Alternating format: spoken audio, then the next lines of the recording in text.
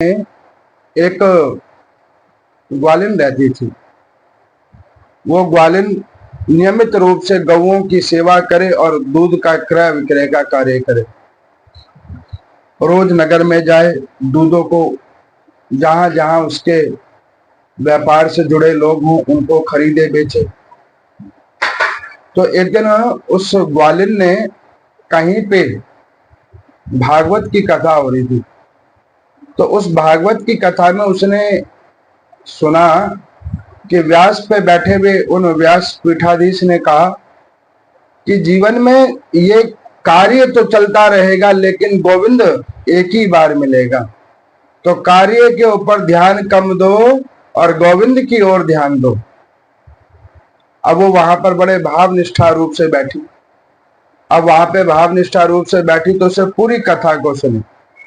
तो वो संत उस दिन भगवान श्री कृष्ण की माखन चोरी की लीला सुना रहे। भगवान माखन चोरी किस प्रकार करते हैं उस चरित्र को वो सुना रहे। अब उसने सोचा कि देखो, माखन तो मेरे भी घर रोज निकलता है और भगवान को लगता है माखन अति प्रिय है, जब ही लीला हो रही है। और मैं आपको बतलाऊं कि भगवान को अति प्रिय कौन है और भगवान को अति प्रिय है क्या। तो भगवान को अति प्रिय अगर कुछ है तो वो हमारा भाव है, विशुद्ध भाव, वस्तु विशेष से परे। तो कहने लगे कि महात्मा की बात को सुना, भाव निष्ठा रूप से सुना, तो उसके मन में एक भाव आया कि जब भगवान को, गोविंद जी को अगर माखन ही प्रिय है तो अब मैं रोज भगवान को माखन का भोग लगाऊंगी और मैं ऐसा प्रयास करूंगी कि एक दिन भगवान मेरे इस भोग रूपी भाव को स्वीकार करें। अब वो क्या करे कि रोज माखन, फ्रेश मक्खन को निकाले, मटकी में डाले और राधा माधव जी के मंदिर में पहुंच जाए। वहां उस मंदिर में एक संत और आए जिनका नाम गोपाल दास जी महाराज। तो लोग आए, लोग जाए, वो वहां पे बैठ के नाम संकीर्तन करे, गोपाल जी को भजन सुनाए। तो ये ग्वालिन क्या करे कि रोज जाए, भीड़ ज्यादा हो तो दूर से ही मटकी का ऊपर का जो ढकना होता था उसको हटा के और यूं दिखा दे भगवान को, कन्हैया ये देखो बिल्कुल फ्रेश अभी निकाल के लाए हैं, खाना हो तो मेरे घर पे आ जाना। अब वो ऐसे करके भगवान को दिखाए और भगवान देखे तो सही, लेकिन ऐसे तो जाते नहीं ना। अब उसने एक दिन दिखाया, 2 दिन दिखाया, दिखाते दिखाते हो गए 1 महीना। भगवान देखे तो सही लेकिन कुछ उत्तर ना दे। 1 महीना बीत गया। महीना बीतने के बाद एक दिन फिर वो गई कि कन्हैया देखो तुम कहो तो दूसरी गैया के दूध का निकाल के दे, अगर तुम्हें ये पसंद ना आता हो, या दूसरे बर्तन में डाल के दे तुम्हें अच्छा लगता हो, लेकिन हम क्या करें, हमारे पास तो गैया भी सीमित है और बर्तन भी सीमित है। अब देख लो, अगर तुम्हारी इच्छा हो तो ये देखो, और साथ में हमने आज मिश्री भी डाली है, अब तुम्हारा भाव जगे तो आ जाना। आज जो ही भगवान ने उस माखन के साथ मिश्री को देखा तो भगवान के बड़े भाव उमड़ गए ग्वालिन के ऊपर। और ग्वालिन के मन में हुआ कि लगता है मैं माखन ठीक से नहीं निकालती या मुझे इसको सही से बनाना नहीं आता, जो मैं रोज भगवान को दिखाऊं और भगवान पता नहीं देखने के बाद भी नहीं रीझ रहे हैं। और वो महात्मा जी तो कह रहे कि भगवान को अगर अति प्रिय है तो वो केवल और केवल माखन है। अब वो ऐसे कह के मटकी लेके अपने घर चली गई। अब मटकी लेके जब घर चली गई तो वो गोपाल दास जी की आज सेवा लगी है ऊपर में गोसाई जी के पास।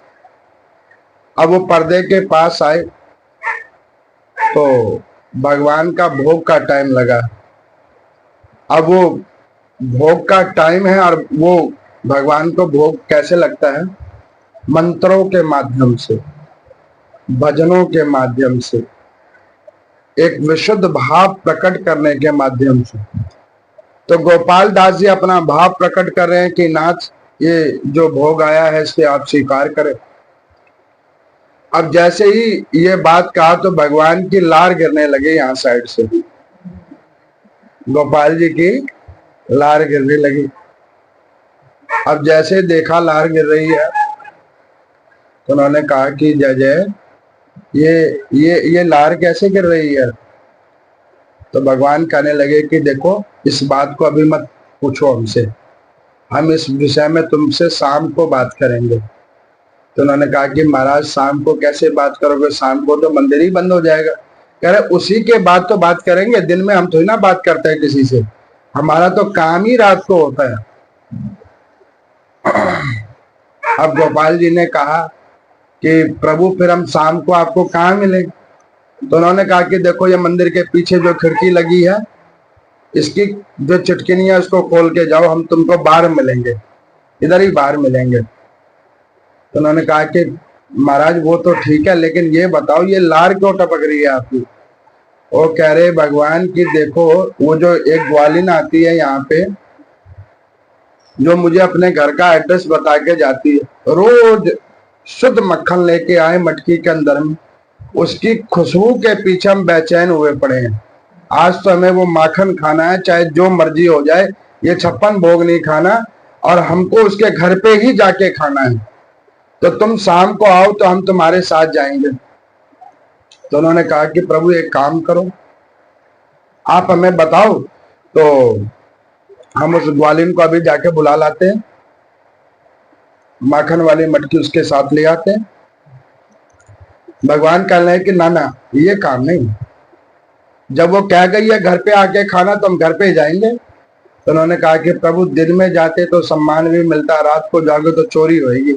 उन्होंने कहा कि सम्मान वाले तो काम हम कभी करते ही नहीं, हम तो काम ही करते चोरी चकारी वाले। और उन्होंने कहा कि नाथ, आप तो करते हो, लेकिन मैं तो साधु हूं, मैं किधर जाऊंगा? उन्होंने कहा कि तुमने कुछ नहीं करना, तुमने बस अपने कंधों पे मुझे बिठा के लेके चलना है, और कुछ नहीं करना। अब गोपाल दास जी शाम को जो टाइम हुआ उस टाइम पे आ गए मंदिर के झरोके के बाहर में। भगवान ने बंसी को नीचे गिरी, मुकुट को नीचे गिरा, और हाल खिड़की से बाहर, पर्दा लगा हुआ, भगवान बाहर आ गए, और हाल आकर वो गोपाल दास जी के कंधों पे बैठ गए। भगवान, छोटे छोटे भगवान के हाथ, छोटे छोटे पांव, सर को पकड़ लिया उनके। अब आप देखो क्या मनमोहक स्थिति हुई होगी वहां पे। भगवान बैठ गए हैं भक्त के कंधे के ऊपर, कहने लगे कि एक काम करो कि इस एड्रेस पे पहुंचो, फला फला जगह पे फला फला के घर में जाना है। उन्होंने कहा कि नाथ, जब सारा एड्रेस जानते थे तो आप क्यों दुखी हो रहे हो, हम उनको ऐसे ही बुला लेते। कहने लगे कि ना ना, इतने दिन तक वो मेरे घर आई है, मेरे मंदिर में आई है, आज उसकी बारी है तो मैं उसके घर जाऊंगा। अब वो गोपाल दास जी को भगवान जैसे जैसे दिशा निर्देश करे वैसे वैसे करके गोपाल दास जी उस ग्वालिन के घर पहुंच गए। उन्होंने कहा कि नाथ, इसका तो घर बंद है, गेट बंद करके सोई हुई है, अब पता नहीं घर में कौन कौन है। उन्होंने कहा तुमको इससे क्या लेना देना? तो उन्होंने कहा कि इधर घुसेंगे किधर से?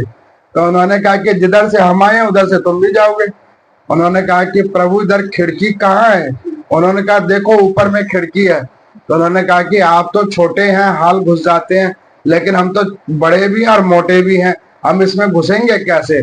उन्होंने कहा कि घुस जाओगे, तुम घबराओ मत, बस घुस जाओगे। और ये बात बड़ी सत्य है, भगवान की भक्ति करना कोई कठिन काम नहीं है। आपके कैसे भी पाप कर्म क्यों ना हो, अगर आपके मन में भाव है और सुधरने की इच्छा है तो आप उस कैसी भी स्थिति में भगवान का भजन कर सकते हो। अब यहां पर अब वो महात्मा जी जैसे तैसे खिड़की के अंदर घुसे। अब वो घुस तो गए, आगे का मुंह आगे और पीछे का पांव पीछे। अब गोपाल जी ने कहा कि नाथ, किधर फंसा दिया बीच में? भगवान कहने लगे घबराओ मत, जब हम लेके आए तो तुम्हें हम लेके भी जाएंगे, घबराओ मत। अब पीछे से हाल उन्होंने धक्का मारा, गोपाल दास जी नीचे गिरे धाड़। अब भगवान तो छोटे से हैं, हाल अंदर आ गए।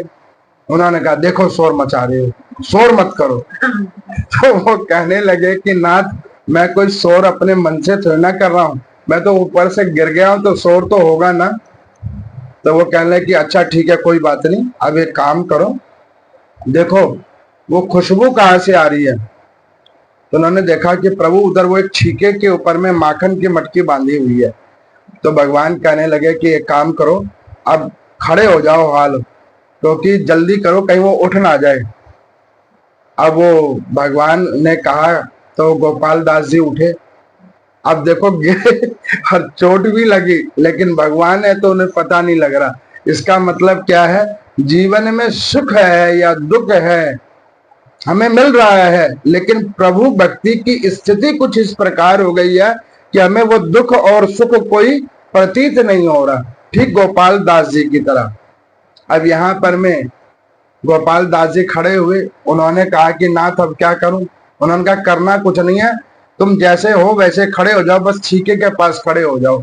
अब भगवान उनके कंधे के ऊपर में खड़े हो गए, और कंधे के ऊपर खड़े हो गए और ऊपर से जो है माखन की मटकी में हाथ डाला। और भगवान ने उसमें से थोड़ा सा माखन निकाला, खाया। फिर उन्होंने थोड़ा सा फिर माखन निकाला, खाया। अब भगवान जो खा रहे हैं तो उनके हाथ से टपक टपक के माखन वो गोपाल दास जी के मुंह पे गिर रहा है, कभी आंख पे तो कभी नाक पे तो कभी गाल पे, और उन्हें बड़ा आनंद आ रहा है। ऐसे भाव उमड़ रहे हैं गोपाल दास जी के कि जिसको कह नहीं सकते। अब वो वहां पे वो माखन भगवान निकालें और वो खूब खाएं। तो गोपाल दास जी बोले कि जय जय, आपकी तो धोती भी नीचे खिसक रही है, इनको तो संभालो नहीं तो दिक्कत ना हो जाए।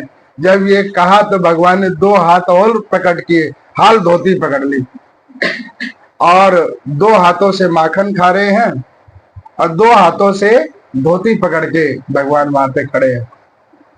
अब यहाँ पर उन्होंने कहा कि नाथ सारा आप ही खाओगे, कुछ हमें भी तो दो। अब जब ये कहा तो भगवान जिस हाथ से स्वयं माखन खा रहे हैं वही हाथ नीचे भी कर रहे हैं।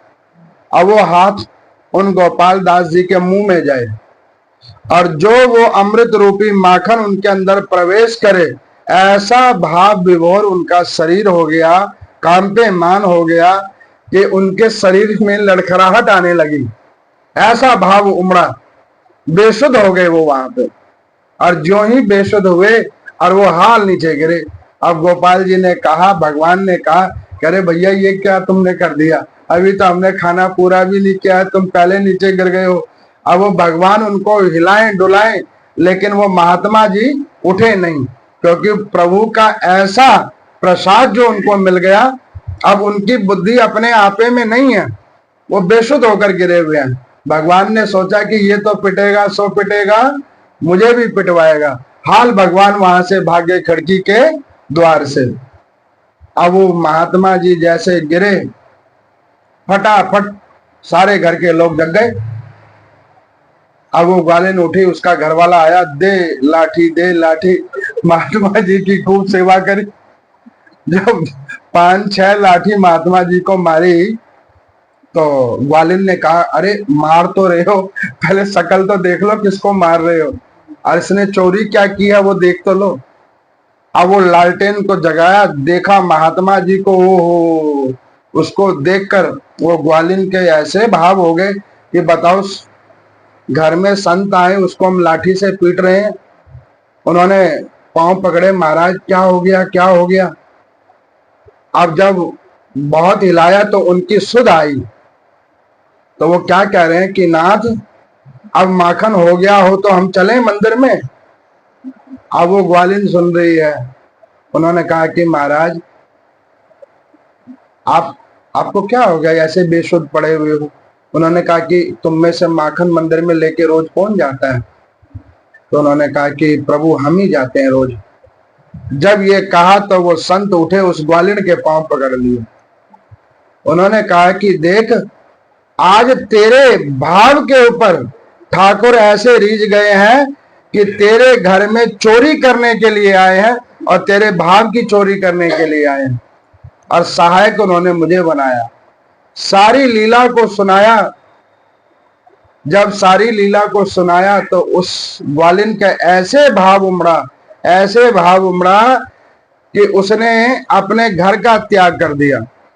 उसको घर में अब मन ना लगे, घर का त्याग किया, गौ सेवा करे और नियमित रूप में माखन ले जाए और जाकर ठाकुर जी के मंदिर में एक साइड में रखे और कहे कि नाथ अब खिड़की से नहीं आना, हम ही आपके पास आ गए हैं, आप इसको रोज स्वीकार करो, यही स्वीकार करो, इसके लिए कोई कष्ट नहीं करना, हम ही आपके पास आ गए।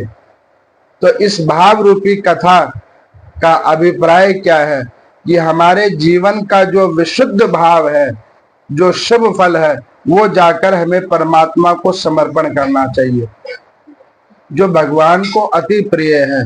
और जब आप ये भगवान को समर्पित करोगे तो भगवान आपके ऊपर अपनी अनंत अनंत कृपा अवश्य करेंगे। बोले